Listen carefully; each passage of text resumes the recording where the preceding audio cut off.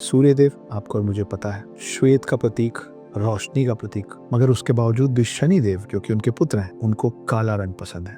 उनकी हर मूर्ति काली होती है, उनके मंदिर का पत्थर या उनके मंदिर की दीवारें, दरवाजे सब कुछ काला होता है। उनको जो चीज़ें चढ़ाई जाती हैं वो सब काली होती हैं। तेल काला नहीं होता है मगर तिल और काला कपड़ा चढ़ाया जाता है। तो कैसे सूर्यदेव जो प्रकाश के और श्वेत होने के प्रतीक हैं उनका पुत्र काला है। ये कहानी जाती है इन दोनों पे, सूर्य पे और उनकी पत्नी संध्या देवी पे।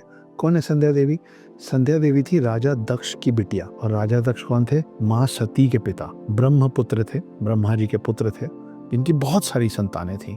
उन्हीं की खूब सारी संतानों की शादी सूर्यदेव से हुई थी, चंद्रदेव से भी हुई थी।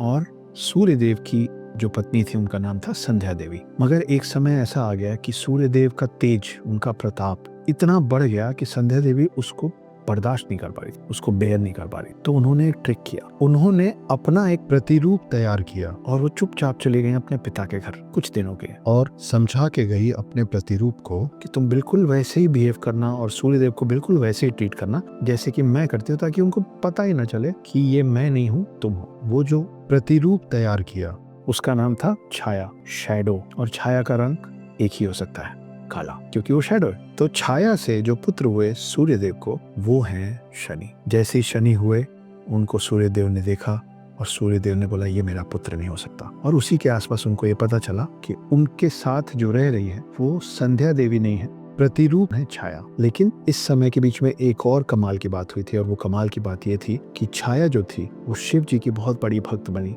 वो शिव जी की पूरे समय आराधना करती थी, इतना ज्यादा आराधना करती थी कि वो शनिदेव को जब गर्भ में धारण की हुई थी, जब प्रेग्नेंट थी, तो शनिदेव का ख्याल कम रख पा रही। और क्योंकि शनिदेव का ख्याल कम रखा गया था, वो कुपोषित पैदा हुए थे, उनको जितने पोषण की जरूरत थी उतनी नहीं मिली, क्योंकि ये बहुत ध्यान मग्न थी शिव जी की पूजा करने में। इसका एक नुकसान हुआ और एक कमाल का फायदा।